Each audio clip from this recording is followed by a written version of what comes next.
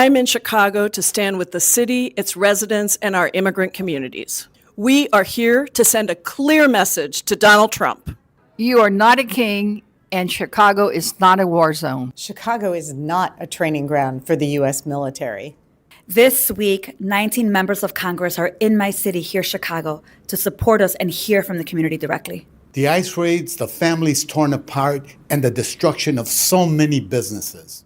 To Trump and Republicans, we demand accountability. If you won't stand up for our Constitution, we will. There's nothing Trump can do to break us down. We know that people are going to suffer if we don't open the government. People will go hungry. I'm talking about our seniors, children. Congressman Nick Lota here, making an assessment on the impact of the government shutdown. Now, I just met with some of the leadership from Island Harvest who are doing God's work here, feeding thousands of Suffolk County families. A lot of this stuff gets subsidized by the federal government.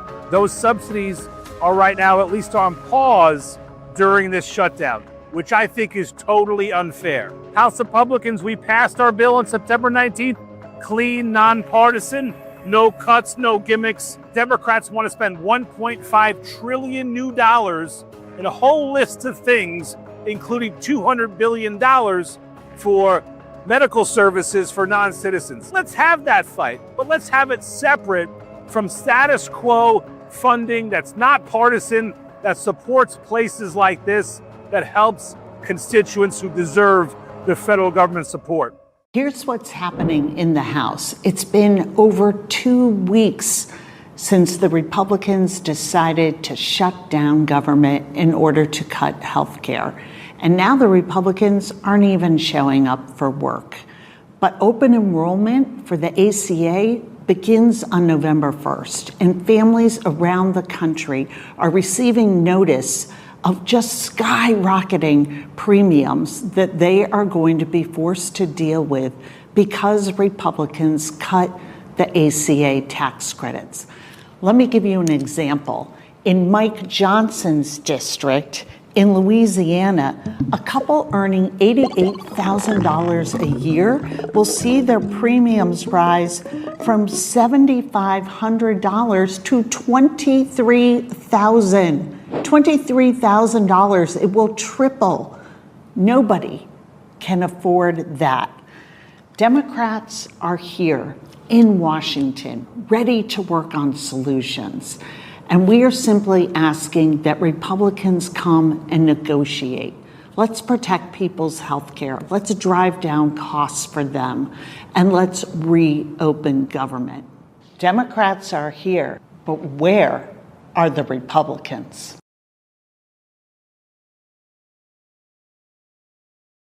So Congressman Hurd, has thousands of farmers in his district, so he knows this better than I do. I know a guy named Farmer. But I was with some livestock people today at a press conference, a bipartisan press conference about immigration. And the farmers are getting beaten up because of the fact that the tariffs are an issue. There's an issue with this idea of buying beef in Argentina.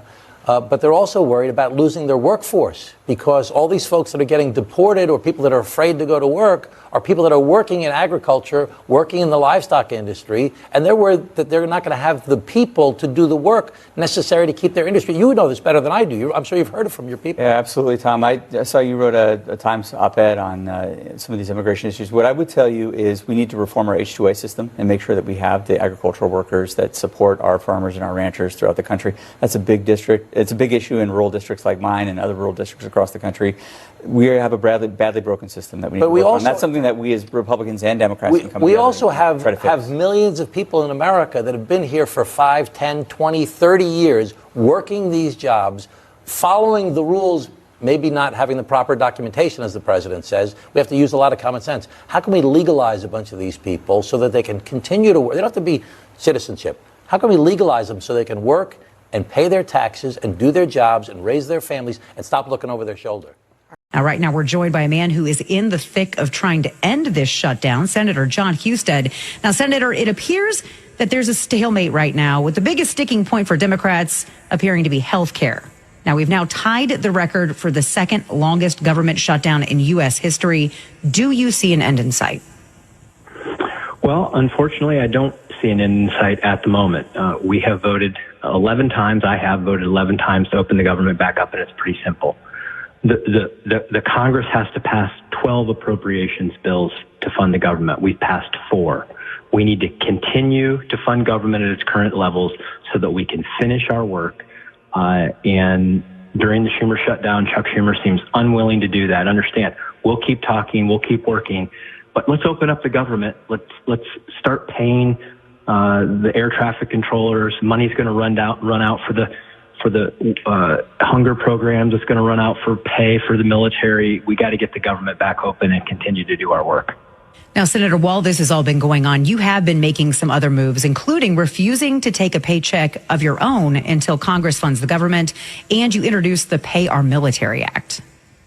Yeah, absolutely. There's no reason that members of Congress should get paid if the rest of the people coming to work every day don't. Many members of Congress are still getting paid. I don't think we should get paid. I think that puts pressure on people to go do their jobs and get the government back open. And I'm also trying to, we should never, they are essential for economic security, our national security. We should never pay people who are going to work, particularly men and women of our military. And I've introduced legislation to make sure that in the future that never happens.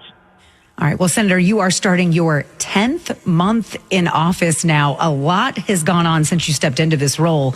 Has this time gone by quickly for you, or? In some ways it has. In some ways it's been very long. We've been in session more days than I think the Senate has been in 35 years, but we've got some important work done. We ended up a reconciliation bill that cut taxes for working families in this country, eliminating taxes on tips, eliminating taxes on overtime, cutting taxes on Social Security, tax credits for working families to pay for childcare and things like that. So those are the things that help the people of Ohio. So when you focus on the good things that you can do, the job is a lot of fun, but government shutdowns certainly aren't. We need to stop this ridiculousness, get the government back open, and go back to work. All right. Well, Senator, I know you got a lot of work ahead of you. We wish you the very best of luck and hope to talk to you soon.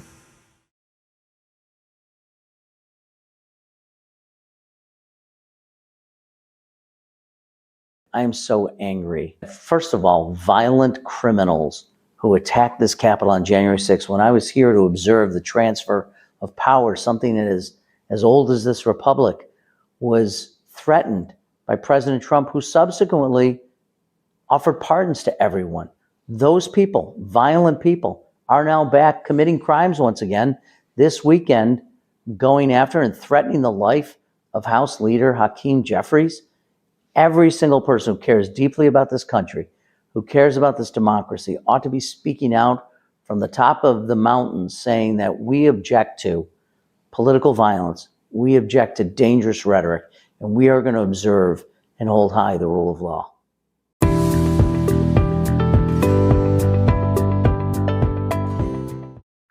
Hello, everyone. Congressman Chuck Fleischmann here for another Fleischmann Friday. Well, it continues. The indefensible, wrong, horrific government shutdown now enters a 4th week. I want to speak with you briefly about how we got here and why we should not be in this position. In 15 years in serving you as your representative, I have never been so frustrated, upset, angry, pick the adjective. This is plain and simple wrong. On September the 19th, the United States House voted to do a clean continuing resolution to November the 20th. What does that mean? That meant just keeping the government open before the fiscal year lapsed, because we knew that we needed time to negotiate the 12 appropriations bills. The budget is about appropriations. Yes, I wrote the energy and water bill. I got that passed on the floor. Not all of the bills have been passed by the House or the Senate, but you don't shut the place down. Chuck Schumer shut the place down over something that has absolutely nothing to do with the appropriations process. The issue on the healthcare subsidies is a viable issue, but it has nothing to do with the 12 appropriation bills and keeping the government open. It was a farce in the beginning, and it's a continuing farce now. But what did I predict back then? I said, keep the government open, keep talking. Now what has happened? People have lost their jobs. People have been furloughed. Our troops are at risk. Our country is at risk. And Chuck Schumer is digging in. The Democrats know they're wrong. I've always called balls and strikes. And this is a situation clearly where the Democrats could open the government. Now, probably practically, we're going to lose November 20th for a date to renegotiate, even if we do open up. But we want to preserve the ability to get a federal budget done. Otherwise, we run the risk of a year-long continuing resolution. That actually happened last year. It was a bipartisan failure. We don't want that to happen again this year. So please, I urge Chuck Schumer, do the right thing as an American. Get off this partisan kick. Open the federal government back up, and then let us work out a bipartisan solution to the appropriations package. Thank you for hearing me out. I will continue to work hard. Chuck, we're not on vacation. We're working hard every day in our district, talking to concerned Americans. Thank you.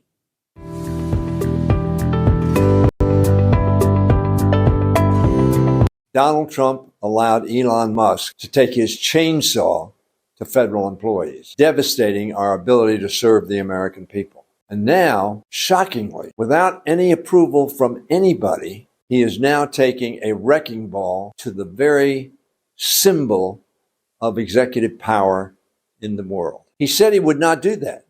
He said he was going to add something on. He didn't say he was going to take something away. Donald Trump apparently thinks that the White House, in which he is a temporary tenant, is Mar-a-Lago North, or perhaps Bedminster South. It's not his house. It's America's house. And there are ways that he can make changes, but there are processes to go through, rules to follow, laws to be honored.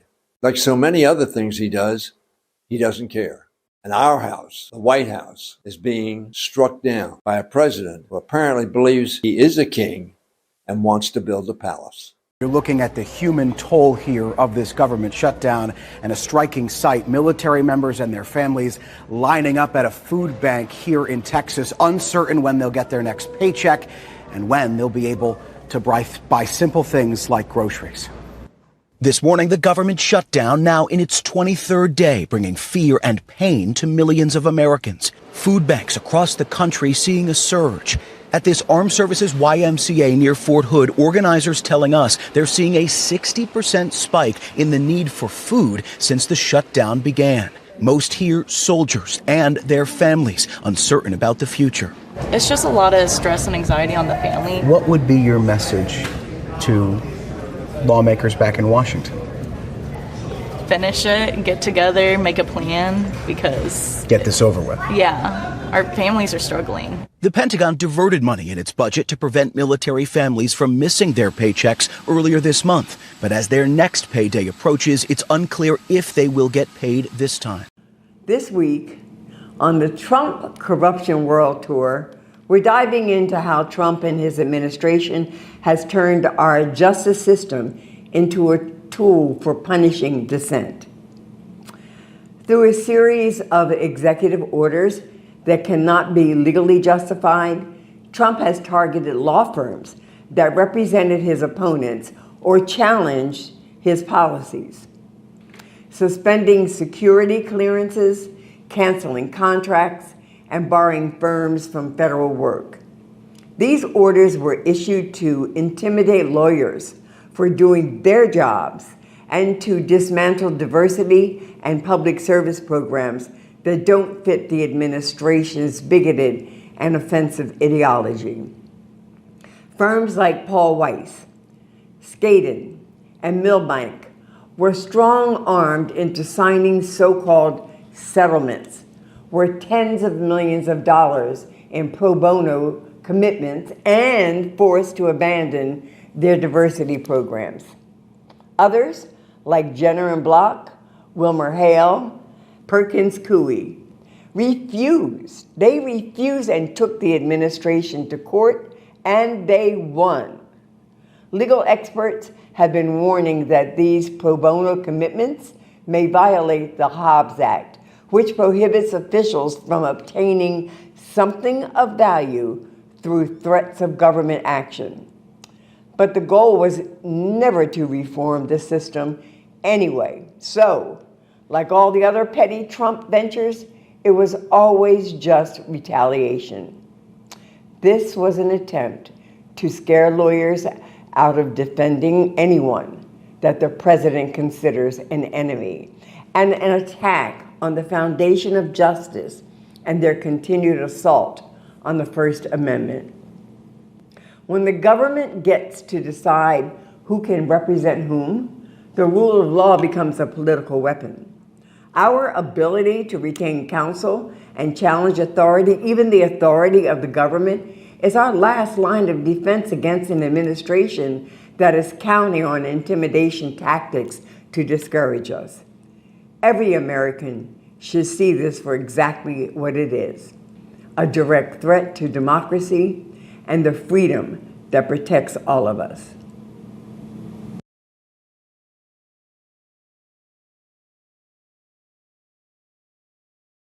Well, this is in the hands of the Democrats. You hear Chuck Schumer say that every day. It takes 60 votes, and obviously there's only 53 Republicans. So they refuse to vote on it, and it's bad for America. It really is. It doesn't seem to be bad for them. Chuck Schumer says it's better for them every day. Now, I don't know who them is that he's talking about. I assume it's his fellow Democrats, but clearly, the American people deserve to have a government that's up and running and meeting the needs, the essential needs that the people of America need. We're going to continue to press them on this. All this is a very simple, clean, continuing resolution which continues the spending at the existing level but provides an open government. Look, these people, particularly ones right now that we're requiring to work, that are essential employees, such as the air traffic controllers, they deserve to be paid. And they're being told to work, but yet they're not being paid. This isn't our fault. We have a bill out there, and we voted on it a number of times, and it's been pretty much a party line vote across the board. Well, we stand with you. We want to see you paid. The sooner the government gets open, the sooner they will be paid. There are a number of things going on around the country. For instance, a lot of agencies have credit unions and that sort of thing. They're offering interest-free loans to federal employees to get by. And it's good to hear that the people of Idaho Falls are standing with the FAA people over there. I agree with them 100%. We stand with them. We're going to do our best to continue to press the Democrats to get this government open.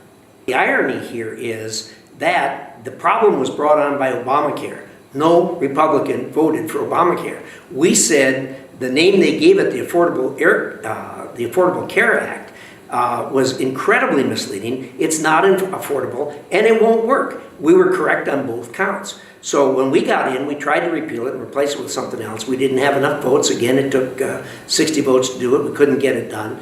Fast forward to the COVID situation, the Democrats were back in charge again, and they doubled down on Obamacare and put these incredibly expensive subsidies in place to go along with it. Again, no Republican voted for that. In addition to that, the Democrats said it would expire on December 31st of this year. No Republican voted for that. So the problem is their problem. The expiration date is the expiration date that they chose for this problem to come into effect. Having said that, it is a problem and it needs to be talked about. But we need the government open so we can negotiate and attack the problem.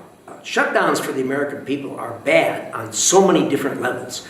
The first of which is there are important services that are being withheld from the American people. They really need to be able to address their government when they're after a permit or anything else. When they're shut down, everything comes to a halt. That's just flat wrong. Secondly, you've got to feel for the employees that are put on leave for this. They don't get paid while they're on leave on this, and it is a hardship on families, which is just wrong. And it's important that the government run as efficiently as possible, and a government shutdown is not a way to efficiently run government. Government should be smaller, it should be more efficient, it should be less costly, but shutting down the government does not help on any level. In fact, it increases the costs. Congressman Dan Goldman here with my soon-to-be colleague. Almost. Adelita Grijalva, Congresswoman-elect from Arizona CD7. Now, you say Congresswoman-elect. Why are you still a Congresswoman-elect even though your election was 22 days ago? Well, Speaker Johnson refuses to swear me in. Has your race now been certified? Is there anything that would stop you from being sworn in? No, my race was certified. This speaker, Speaker Johnson, swore in 3 other members of Congress in under 24 hours from the date of their election. Here I am sitting on 22 days after my election. Now, this is interesting because you hear Speaker Johnson say that he wants you to be sworn in front of the full House so you can give a big speech to everybody. But I guess the question is, do you want that? No. You want to be sworn in right now. I want to get to work because the people of Arizona deserve to have a member of Congress that has full privilege. When we come here, security stops me. Right. One of you members with your nice pins has to come and get me from the line. Well, more importantly, you cannot do constituent services, right? Not you at all. cannot hire staff. So that's important. But the other thing that's interesting is you would be the 218th signature on the discharge petition that would go to the floor to require all of the Epstein files to be released. How much do you think that's weighing in here? I don't think it's a coincidence that 217th signer, Representative Walkinshaw, was sworn in under 24 hours. And here we are 22 days interesting. later. So our colleague, Representative Walkinshaw, within 24 hours of his election was sworn in, but you're now 218. Now, the other thing that Speaker Johnson says is that, no, that's not it, because there's an oversight investigation that's doing an investigation into the Epstein files. But the thing that I find very interesting about it is the discharge petition includes all sorts of evidence that that oversight investigation does not. Audio recording, video recording, photos, witness interviews. So he is desperately trying to prevent that discharge petition from coming to the floor because he is protecting Jeffrey Epstein's accomplices, whoever they may be. Yep. And who deserves to have justice are the victims. And the information that oversight has is very redacted, not complete, and is being isolated to that one committee, even though there are implications across the committees on what's contained in those files. So the American public wants transparency, and we want to give it to them as Democrats. And so what we need to do is make sure that Speaker Johnson swears you in today and gets back from vacation so that you can do the job for Arizona and so that we can expose the pedophiles and other accomplices of Jeffrey Epstein's crimes. Right now, hundreds of thousands of federal workers aren't getting paid. Senate Democrats have voted over a dozen times to block paychecks for hardworking Americans and cutting off essential services our communities rely on. As long as our federal workers go without pay, I will too. I've asked that my own salary be withheld until this shutdown ends. President Trump is doing everything he can to protect our troops, ICE agents, and programs like WIC by transferring revenue to pay the bills. But those funds won't last forever. This isn't politics, it's people's livelihoods. Senate Democrats must act now and reopen the government. Are you angry? Oh, yeah. Oh, I'm totally mad. There's no reason for it. This is absolute stupidity. This is a man-made crisis caused by Donald Trump, period. Donald Trump said he was going to put America first. And what has he done? He screwed over our farmers. He's asking Americans to buy beef from Argentina. He's imposed tariffs on China that have forced China not to buy soybeans from the United States, but to buy it from Argentina and from Brazil. I mean, this is ridiculous. John Bartman is a soybean farmer whose family has been working Illinois land since before the Civil War. This year, his crops, diligently planted, meticulously cared for, are losing their value. The drop comes as China stopped buying soybeans from the U.S. and an escalating trade war. President Donald Trump insists farmers will win the trade war. Posting on Truth Social October 1st, "We've made so much money on tariffs that we are going to take a small portion of that money and help our farmers. I will never let our farmers down."